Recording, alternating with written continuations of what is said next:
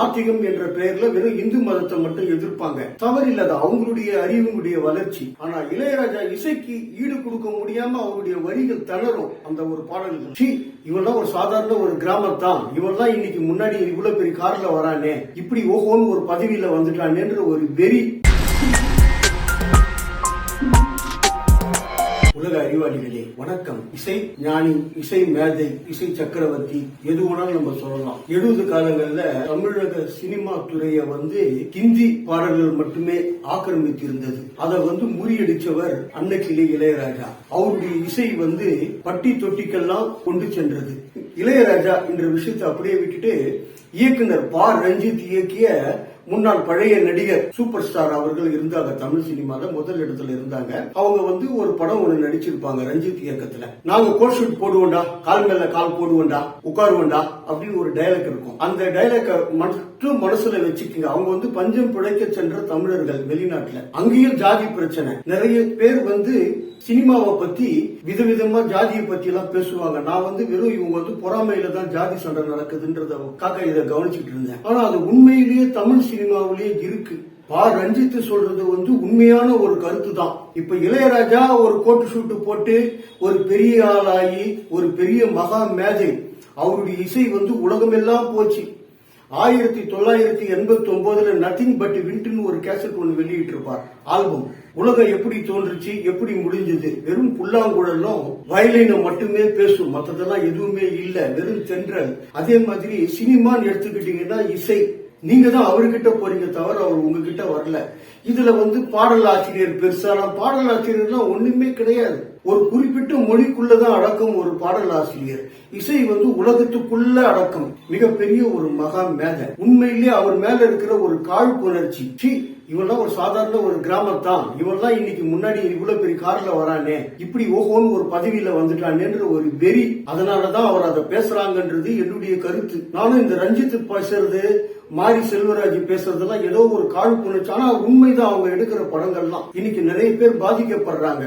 அவங்க மேல ஒரு வன்மத்தை தெளிக்கிறாங்க. அது ரொம்ப தவறான விஷயம். ஒரு கலைஞன் கலைத்துறையை மட்டும் பார்க்கணும். அவர் ஒரு மகா மேதை.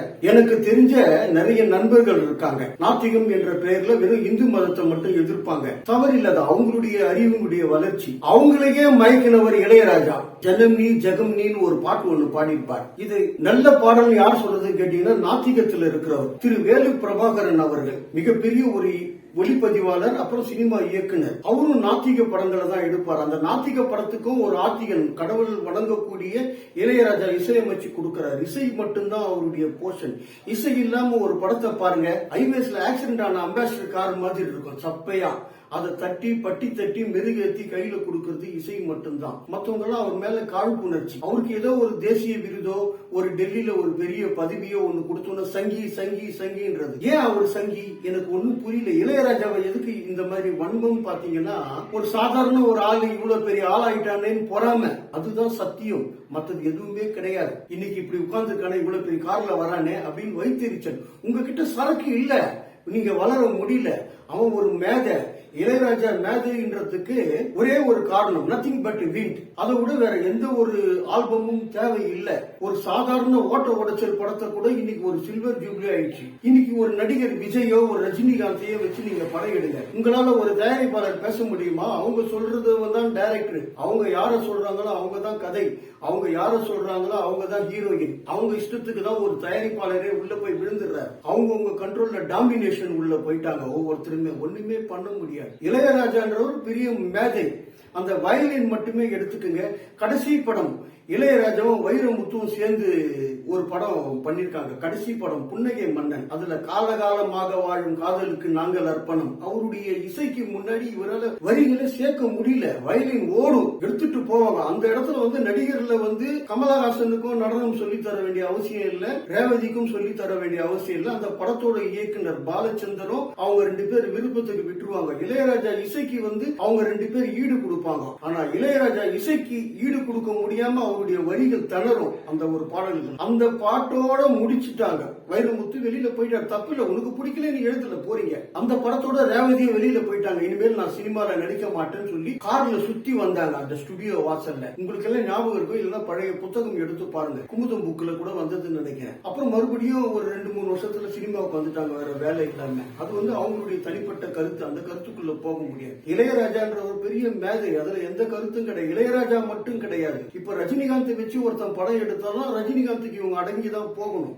கிட்டத்தட்ட ஒரு 50 வருஷத்துக்கு மேல அவர் சினிமால இருக்கிறார் இளையராஜா. அவரை யாராவது ஒரு பெண்கள் வந்து ஏதாவது ஒரு புகார் கொடுத்திருக்காங்களா? பல பெண்களை வந்து இன்னைக்கு முன்னணியில் எடுத்துட்டு வந்திருக்கார். இந்திய அளவுல பாத்தீங்கன்னா அவர் அறிமுகப்படுத்திய பெண்கள் தான் இன்னைக்கு பெரிய பாடகிகள். யாராவது ஒருத்தராவது அவர் மேல தவறா சொல்றாங்களா? ஒண்ணுமே சொல்லல. அவர் உண்மையிலேயே ஒரு ஞானம் பெற்றவர். எல்லாராலையும் முடியாது. இளையராஜாவால பாட்டு எழுத முடியும், ஆனா பாட்டு எழுதுறவங்களால இசையமைக்க முடியுமா? அவருக்கு சமமா நம்ம பாக்கணும்னா டி ராஜேந்தர்னு ஒரு பெரிய கவிஞன் ஒருத்தர் இருந்தார். உண்மையிலேயே அந்த ஒரு 2-3 பாடல்கள் அவருடைய கற்பனை ஊமை கவிதைன்னு சொல்லுவோம். அதுல வந்து எக்ஸ்ட்ராடினரி. அவரை கம்பேரே பண்ண முடியாது. அதுக்காக கண்ணதாசன் நம்ம குறைச்சி பேச முடியாது. கண்ணதாசன் ஒரு பெரிய மேதை. கண்ணதாசன் வாலிலாம் அதே தண்ணீர் போலதான் திரு டி ராஜேந்திரன் அவர்களும். அவங்க எல்லாம் நான் தான் பெரியார்னு சொல்லி எங்கேயுமே போட்டி போட முடியலையே. இது அதாவது நடக்க முடியாத ஒரு விஷயத்தை எழுதியிருப்பார். இது குழந்தை பாடும் தாலாட்டு, இது மேற்கில் தோன்ற உதயம். இதாவது நடந்திருக்குங்களா? நடக்காத ஒரு விஷயத்தை எழுதி முன்னணிக்கு வந்தார். சாதாரண விஷயம் இல்ல. கற்பனையில கூட எட்டாத ஒரு கவிதை வரிகள் அவர். அவர் எழுதினதை விட எனக்கு தெரிஞ்சு வேற யாரும் எழுதினாங்களான்னு தெரியல. உண்மையிலே இளையராஜாவை பத்தி பேசக்கூடிய தகுதி வந்து யாருக்குமே கிடையாது. அவரை பத்தி விமர்சனம் பண்ற எனக்கே கிடையாது. இசை என்றது எல்லாருக்குமே வராது. ஒரு குறிப்பிட்ட மக்களுக்கு மட்டும்தான் இசைன்னு வச்சிட்டு இருந்தாங்க. இன்னைக்கு ஒரு கிராமத்துல இருந்து வந்து அந்த இசையை வந்து ரைட்லயே வாசிப்பார், லெப்ட்லயே வாசிப்பார். அந்த ஹார்மோனிய பெட்டிய ஹீரோ வேல்யூ, அதாவது யார் அதுல டாமினேஷன் முன்னிலையில் இருக்காங்களோ அவங்க வேல்யூ தான். அன்னைக்கு டாக்டர் புரட்சி தலைவர் இருந்தார். ப்ரொடியூசர் போய் நேரடியா உட்கார முடியுமா? ஒண்ணுமே முடியாது. நேற்று நாளைன்னு ஒரு படம் செட்டு போட்டு உட்கார்ந்துட்டு இருப்பார் அசோகன். யாருமே எதுவுமே பேச முடியாது. அவர் தான் சொல்லணும், இவங்களை ஹீரோயினா போடு, இவங்களை வந்து சண்டை பயிற்சி போடு, இவரை வந்து இசையமைப்பாளர் போடு, அந்த 10 கவிஞர்களை கூப்பிட்டு ஆளுக்கு ஒரு பாட்டு கொடு. 1991 கலைஞர் மு கருணாநிதி அவர்கள் சங்ககால இலக்கியத்தை பத்தி பேசுறாரு ஒரு மீட்டிங்ல. இயல், இசை, நாடகம். இசை முன்னாடி இருந்தது, எப்படி 2வது இடத்துக்கு வந்ததுன்னு ரொம்ப அழகா விளக்கி இருப்பார். அவர் வந்து இளையராஜா வைத்து எல்லாம் பேசல. 3 தமிழுக்கு போட்டியில வந்து அவர் வந்து சங்ககால இலக்கிய தமிழை பத்தி ஏவிஎம் ராஜேஸ்வரியில ரொம்ப அருமையா பேசினார். ஒரு 1.25 மணி நேரம் பேசினார். இசை எவ்வளவு முக்கியத்துவம்ன்றது அவருடைய பெரிய பேச்சுல ஒரு சின்ன ஒரு 2 லைன் வந்திருக்கும். இந்த ஜெனரேஷன்ல நாம வாழக்கூடிய ஒரு காலகட்டத்துல ஒரு மேதையோட நாம வாழ்ந்தோம் என்றது திருப்தியோட நாம பயணிச்சுட்டு அடுத்து ஒரு நல்ல பதிவில் மீண்டும் நான் உங்களை சந்திக்கிறேன். தமிழ் சர்க்காருக்காக நான் உங்கள் விஜயகுமார். நன்றி, வணக்கம்.